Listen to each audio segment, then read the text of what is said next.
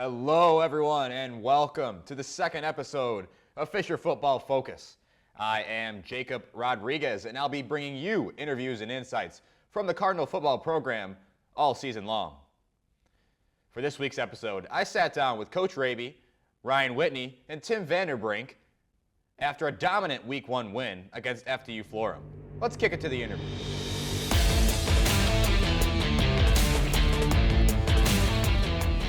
I am pleased to welcome captain and quarterback of the team, Ryan Whitney. Ryan, thanks for taking the time today.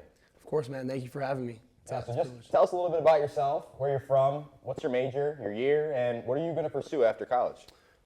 So Geneseo, New York. I'm a junior sports management major, and kind of just floating some ideas, trying to keep my options open, but possibly, coaching really interests me, but anything really in the sports realm. Yeah. And you started all 10 games last year as a starter, your first year as a starter. What did that do for your development, and how do you think that's already translating now as we move into Week 2?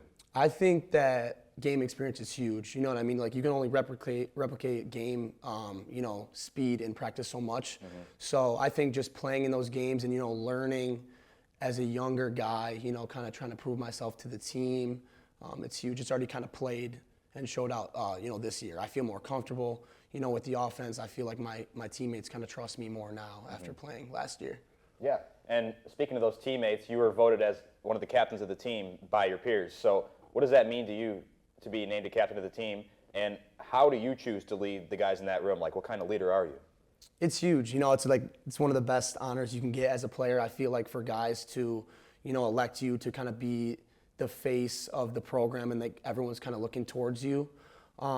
I would say, being the quarterback, I kind of have to be a vocal leader, but I try to lead, in the way I go to class, the way I treat people in the hallways, as well as how I work on the field, in the weight room and things like that. I kind of try to show, people to do it without having to tell them, if that makes sense. Yeah, and there's been some turnover at the head coaching position this year, from this year to last year. How has the team adjusted to that, and what are your opinions on Coach Raby? It's definitely been a big adjustment. Coach Vaz was here for so long. I think it was interesting for us in the spring, as they were kind of going through new candidates, we kind of had to step up as players and, not have any downtime. So doing lifts as a team, and I think it allowed a lot of players to step up in leadership roles. And, they got a great guy in Coach Raby, He's got a ton of experience.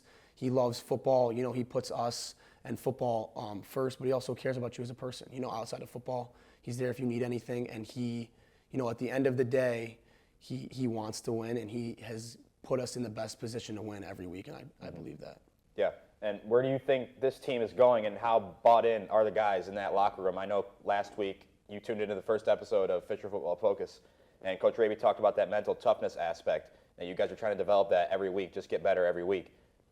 Where do you think you guys are at with that, and where do you think this team can go if you guys continue to put one foot in front of the other? Yeah, I think guys are really bought in. Like you said, the mental toughness aspect, we're doing 6 a.m. practices. That's not easy.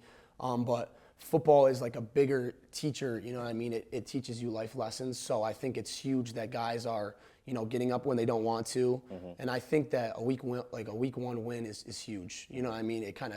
It gives you so much more momentum, and I think guys truly believe, and that's so big. And like the school kind of rallying around us, like a new hope, a new culture in the team, and like we want to play for the school, and the school is backing us. So I think it's huge for the guys on the team as well. Yeah. All right. And that's all the time we have for today. Ryan, thank you so much for taking the time out of your schedule to come down here to the studio. Thank you. And best of luck in going into Week 2 against St. Louis. Appreciate it, man. Thank you so much. I'm pleased to welcome one of the safeties on this Cardinal football team and captain on the defensive side, Tim Vanderbrink. Tim, thanks for taking the time today. Thank you for having me.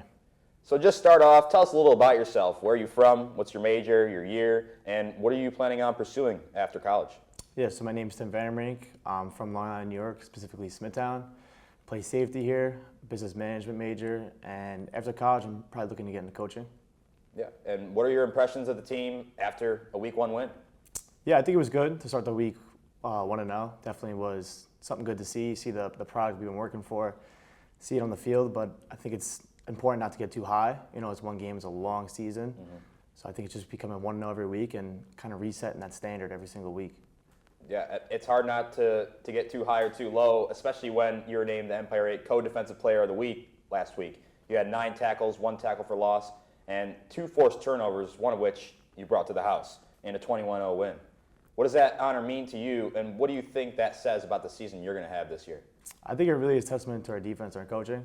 I definitely got the award, and it's nice, but I think as a team, some of those guys didn't make those plays or didn't put me in position to make those plays, I would have never won that accolade. Mm-hmm. And I think it was the coaching. We had a great game plan going in, and I think we executed to a high level, and that was shown. And last year, you guys gave up nearly 30 points a game, and starting out this year strong, you shut out FDU Florham. What does that say about where this team is headed this year?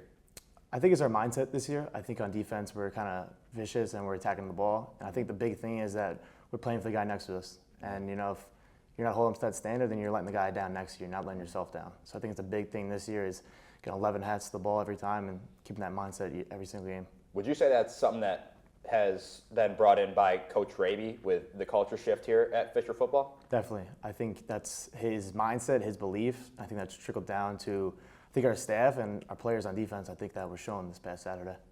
And you were voted as one of the captains of the team by your peers on the team. How do you lead the guys in that locker room, and what kind of leader are you? I think I'm a pretty big vocal leader. I like to lead by example, especially early on, kind of just lead by example and have guys see that. And then when I kind of earn their trust and respect, then obviously be more vocal. But like Ryan and I will never ask someone to do that we won't do. We're captains. We're going to set the standard and set the example every single day, and hoping that we get as many guys as we can to follow that. Yeah, and where do you think this team is going if you guys continue to put in the work, put in the right amount of effort, and play for the guy next to each other? I don't really want to put a limit or a particular record. Mm-hmm. I think every week we're trying to get better and constantly grow each practice and every single day. And like I said, it's always the standard to go 1-0 every week. Mm-hmm. So. What should we be on the lookout for going into week 2 against St. Lawrence? I think that we're going to go out there, we're going to execute, we're going to fly around. On defense, we're going to do our job, and I think offensively too, and even on special teams. I think that's a big thing this year is we play all around good football. And a big thing too is playing 4-quarter football. That's a big thing it's a big emphasis this year. Mm-hmm. So. Y'all going to lock down that win in week 2? Yes, sir. All right, man. Tim, thank you so much for taking the time out of your schedule to give us some insight into the Cardinal football program. Best of luck going into week 2. Thank you. I am pleased to welcome Coach Raby back here in the studio for the second episode of Fisher Football Focus, coming off a week 1 win. Coach, welcome back, and thank you for taking the time. Thanks for having me.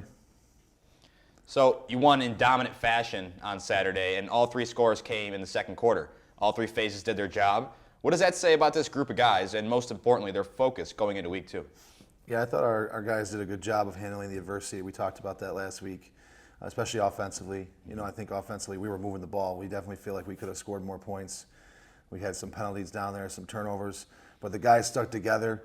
And then you get to the second half, it was a very hot game, so guys were tired, and we stuck together and executed. We could have probably played a little bit better in the second half, but I was very pleased with their focus throughout the 4 quarters of the game. And you held them scoreless on Saturday, coming from a strong defensive program at SUNY Morrisville as the DC and the head coach for a while. Could you ever have imagined to see this development with this group of guys on the defensive side of the ball this quickly? Yeah, I definitely did not. You don't go into a game thinking about getting a shutout. Obviously, that's the goal, is to not let them score.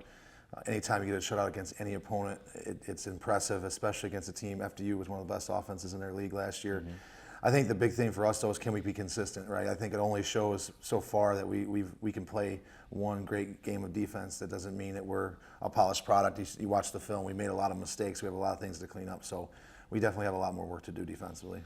And you told us last week that a big focus in the preseason and heading into week 1 was that mental toughness aspect of the game.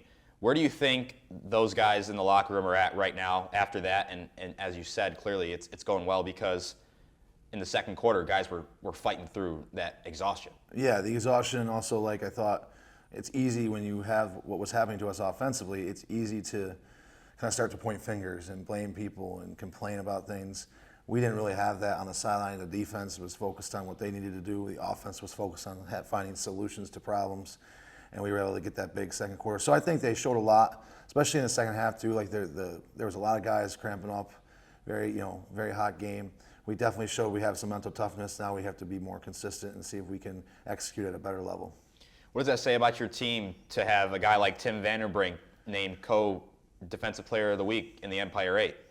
I think it's exciting for him. I think it's a team award. I always think that when you get Defensive Player of the Week or Offensive Player of the Week or Special Teams Player of the Week, it's never about one guy. I mean, if you watch his touchdown, obviously a great play by him, but Jack Denori makes a huge hit, and then we got guys blocking down the field so that he can get a big return.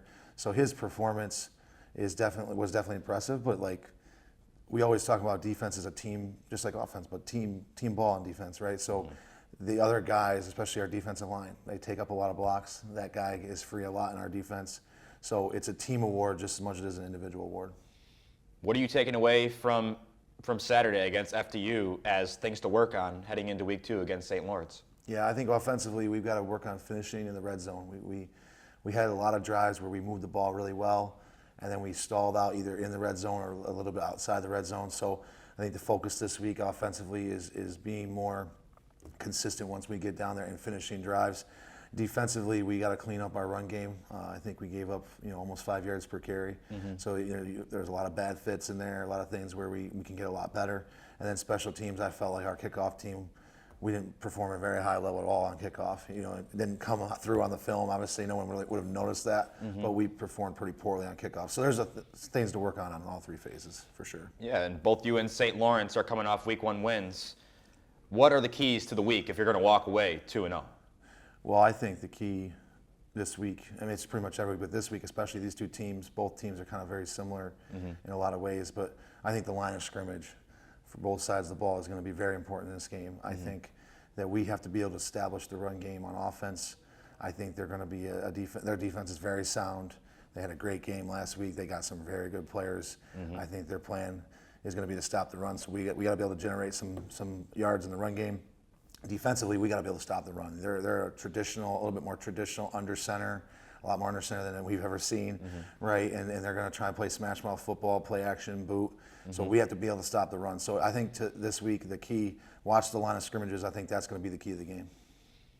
Your Chicago Bears lost narrowly on Monday against the Vikings and J.J. McCarthy. But the story of week 1 was the Buffalo Bills and the Ravens in the AFC divisional rematch. Did you watch the whole thing? I didn't watch the whole thing, no. What did you think about Buffalo from that game? Yeah, I didn't watch the whole thing. I got home pretty late, and it was, I think, 40-25. It was actually right when the comeback was starting. Okay. I think, again, anytime you watch football, I always find that you can learn something from watching any game as a coach. And the big thing is you always keep playing, right? You always have to, you focus on one play at a time. You don't worry about the score. You don't worry about the outcome. You got to worry about the next play. And I think that's what that game showed for sure. Yeah. All right, Coach. Well, thank you for taking the time, and best of luck heading into week 2 against St. Lawrence. Thank you. Appreciate it. That's going to wrap things up for this week's episode of Fisher Football Focus. Thanks for hanging out with us as we preview Saturday's matchup against St. Lawrence University. Kickoff is scheduled for noon on Saturday, right here at Groundy Stadium. We'll be back again soon with more Cardinals coverage as the season progresses. Keep an eye out. Until then, I'm Jacob Rodriguez. Thanks for watching, and as always, go Cardinals!